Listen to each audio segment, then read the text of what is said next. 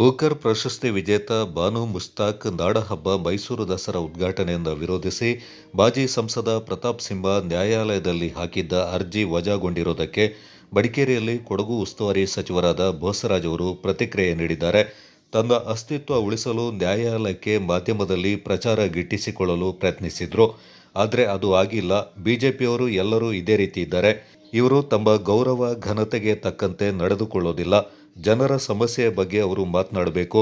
ಜನರ ದಾರಿ ತಪ್ಪಿಸುವ ಕೆಲಸ ಮಾಡ್ತಾ ಇದ್ದಾರೆ. ಇದರಿಂದ ಅವರು ಜಯಗಳಿಸಲು ಸಾಧ್ಯವಿಲ್ಲ. ಬರ್ತಾ ಬರ್ತಾ ಬಿಜೆಪಿಗರು ಜನಬೆಂಬಲವನ್ನು ಕಳೆದುಕೊಳ್ತಾ ಇದ್ದಾರೆ ಎಂದು ಕೊಡಗಿನ ಭಾಗಮಂಡಲದಲ್ಲಿ ಉಸ್ತುವಾರಿ ಸಚಿವರಾದ ಬೋಸರಾಜು ವಾಗ್ದಾಳಿ ನಡೆಸಿದ್ದಾರೆ. ವಜಾ ಕೋರ್ಟ್ಗೆ ಹಾಕಿರ್ತಕ್ಕಂಥದ್ದು ಯಾಕೆ ಹಾಕಿದ್ರೆ ಎಂಬುದನ್ನು ಹೇಳಿದ್ನಲ್ಲ. ಅವ್ರ ಅಸ್ತಿತ್ವ ಕಳ್ಕೊಳ್ತಾ ಇದ್ದಾರೆ. ಹಾಗಾಗಿ ಅಸ್ತಿತ್ವ ಒಳ್ಳೆ ಕೋರ್ಟ್ಗೆ ಹಾಕಿದ ಕೂಡಲೇ ಒಂದು ಹೆಸರು ಮೀಡಿಯಾದಲ್ಲಿ ಬರ್ತಾರೆ, ಜನರು ಮಾತಾಡ್ತಾರೆ ಅಂತೇಳಿ. ಅವರು ಬಿ ಜೆ ಪಿನಲ್ಲಿರ್ತಕ್ಕಂಥವ್ರು ಎಲ್ಲರೂ ಇದೇ ರೀತಿ ಇದ್ದಾರೆ. ಯಾರು ಗೌರವ ಘನತೆಗೆ ತಕ್ಕಂಥ ರೀತಿಯಲ್ಲಿ ಅವ್ರು ನಡೆದುಕೊಳ್ತಾ ಇಲ್ಲ. ಪ್ರಜಾಸ್ವಾಮ್ಯ ವ್ಯವಸ್ಥೆಯಲ್ಲಿರ್ತಕ್ಕಂಥ ಒಂದು ವ್ಯವಸ್ಥೆಯಲ್ಲಿ ಯಾವ ರೀತಿಯಾಗಿ ನಡ್ಕೊಳ್ಬೇಕು, ಜನಪರವಾದಂಥ ಜನರಿಗಾಗಿರ್ತಕ್ಕಂಥ ತೊಂದರೆಗಳ ಬಗ್ಗೆ ಮಾತನಾಡೋದು ಬಿಟ್ಟು ಕೇವಲ ಯಾವುದೋ ಒಂದು ಧರ್ಮದ ಆಧಾರ ಮೇಲೆ ಜನರಿಗೆ ದಾರಿ ತಪ್ಪಿಸ್ತಕ್ಕಂಥ ಕೆಲಸ ಅವರು ಮಾಡ್ತಾಯಿದ್ದಾರೆ. ಅದರಲ್ಲಿ ಜೈಗಳಿಸ್ಬೇಕಂದ್ರೆ ಅವರು ಆ ರೀತಿ ಜೈಗಳಿಸ್ಲಿಕ್ಕೆ ಸಾಧ್ಯ ಇಲ್ಲ. ಇರ್ತಕ್ಕಂಥದನ್ನೆಲ್ಲ ಕಳೆದುಕೊಂಡು ಹೋಗ್ತಾರೆ ಅವರು, ಬಿ ಜೆ ಪಿಯವರು.